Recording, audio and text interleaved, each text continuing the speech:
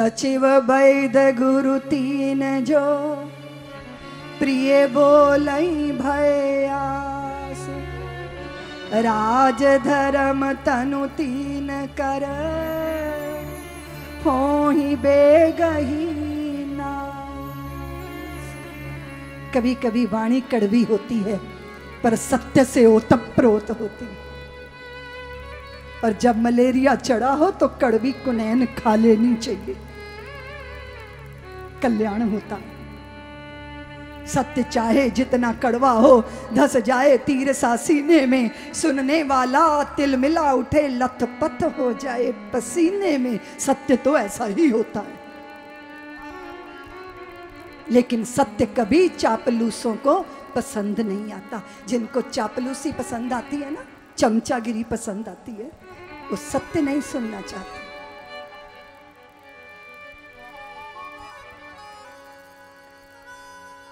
विदुर जी महाराज, भगवान ने तो प्रयत्न किया था कि महाभारत टाला जा सके, मैत्री की राह दिखाने को, सबको सन्मार्ग पर लाने को। भगवान हस्तिनापुर आए, पांडव का संदेशा लाए। दो न्याय अगर तो आधा दो, इसमें भी अगर बाधा हो तो दे दो केवल 5 ग्राम, रखो अपनी धरती तमाम। दुर्योधन वो भी दे ना सका, आशीष समाज का ले ना सका। उल्टे हरि को बांधने चला, जो था असाध्य साधने चला। जब नाश मनुज पर आता है तो पहले विवेक मर जाता है। भगवान ने विराट रूप का दर्शन कराया था, कांपने लगा था दुर्योधन। बाद में चापलूसी पे उतर आया कि जरा चलो ना अंदर, शाही भोज की व्यवस्था है। भगवान ने कहा, सुयोधन भोजन तब किया जाता है जब भूख लगी हो, और कदाचित भूख ना हो और खिलाने वाले में प्रियता हो, प्रेम हो, आत्मीयता हो तो बिना भूख के भी भोजन किया जाता है। तेरे हृदय में हमारे लिए प्रेम नहीं है और हमें भूख नहीं है। दुर्योधन के राजभवन के राजभोग छोड़कर गए थे भगवान। विदुरानी के द्वार पर अर्गला से शब्द किया, स्नान करती विदुरानी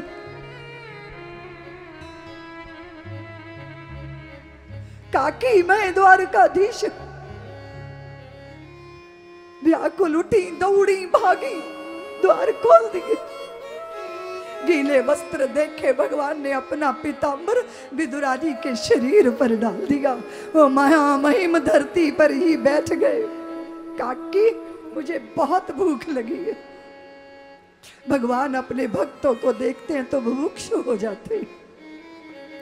चूल्हे पे शाक उबल रहा था, बथुए के पत्ते भगवान ने बलटोही उठाई, कौर बना के मुख में रखने लगे।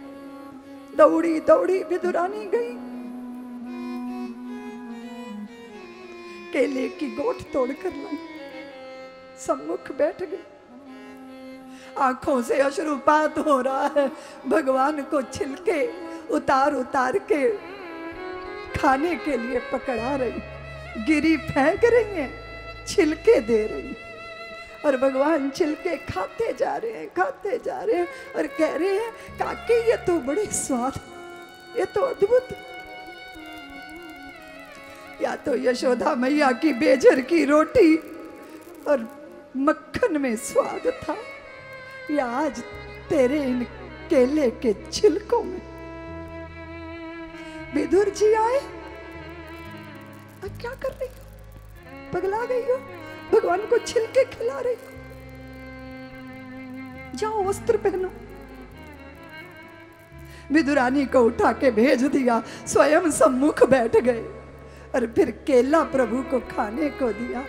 भगवान ने मुख में रखा, बोले विदुर जी बुरा तो नहीं मानोगे, जो स्वाद छिलकों में था वो केले में नहीं है। चरणों में लौट गए विदुर जी कि प्रभु आप व्यंजनों का स्वादन कहाँ करते हो? जो प्रेम जो स्नेह विदुरानी के हृदय में है वो मेरे हृदय में नहीं। अमेठी की देवियों, मैं निवेदन आपसे ये कर रही थी कि पिता का अंश असफल सिद्ध हो गया क्योंकि माता की मन स्थिति अच्छी नहीं थी।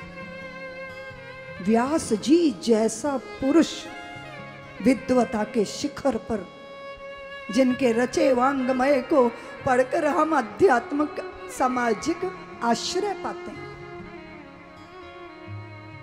एक माता भय से आंखें बंद करती है तो वो अंधे पुत्र की माता बनती है, और एक माँ भय से पीली पड़ जाती है तो वो पांडु रोग से ग्रसित पुत्र की माता बनती है।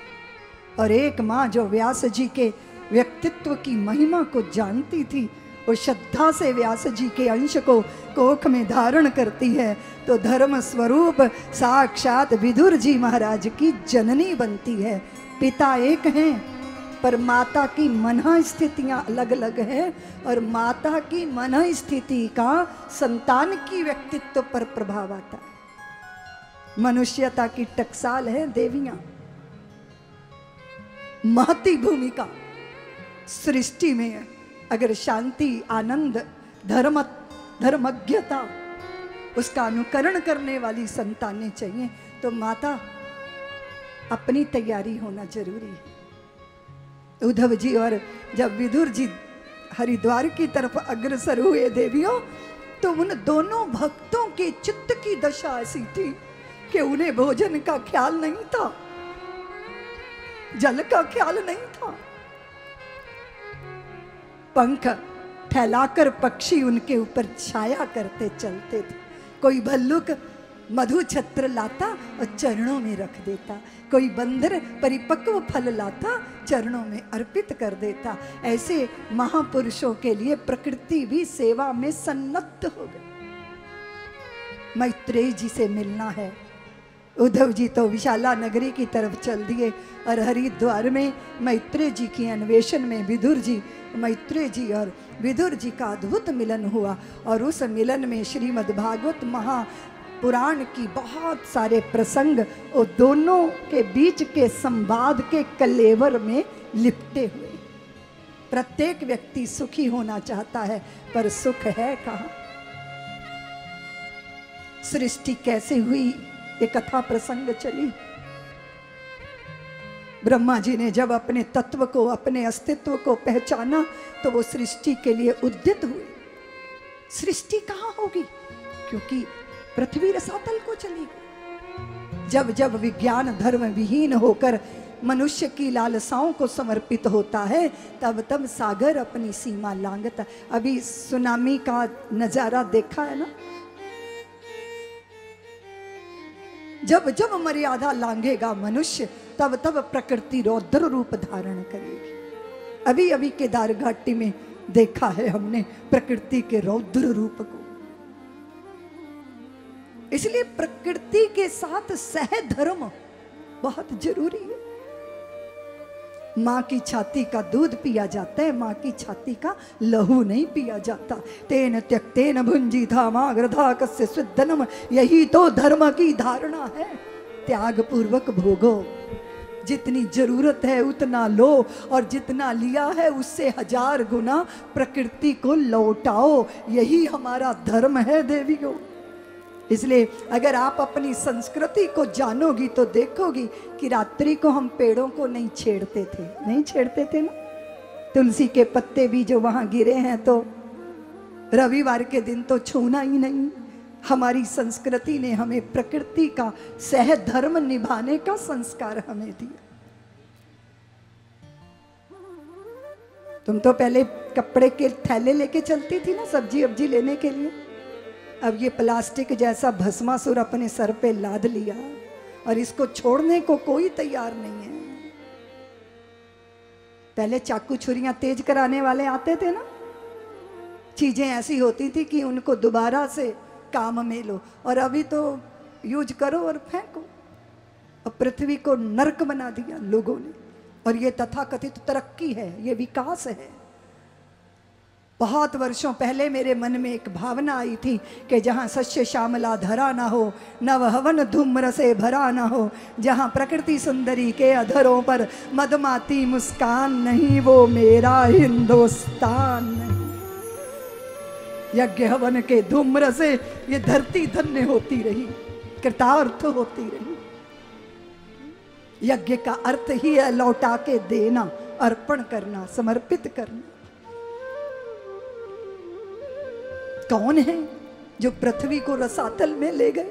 तो फिर कथा प्रसंग आया कि सनत कुमारों ने जय विजय को शाप दे दिया था, क्योंकि जय विजय ने सनत कुमारों को भगवान के द्वार पर रोक लिया था। नेताजी तो जो हैं वो कब्जे में आ जाएंगे, पर ये जो नेताजी के पर्सनल अटैची होते हैं ना, ये बड़े खतरनाक होते हैं, चमचे। तो जय विजय ने ऐसी दुर्विनीतता का परिचय दिया कि सनत कुमारों ने शापित कर दिया। और यही है जो हिरण्याक्ष और हिरण्यकश्यप बने, और रावण और कुंभकर्ण बने, और शिशुपाल और दंतवक्र बने। और इन्हीं का उद्धार करने के लिए भगवान को अवतार लेकर बार बार धरती पर आना पड़ा। ऐसी कथा है। सब्सक्राइब करें साध्वी ऋतंभरा जी के YouTube चैनल को, और हमारे वीडियोस को सबसे पहले देखने के लिए बेल आइकन को दबाना न भूलें।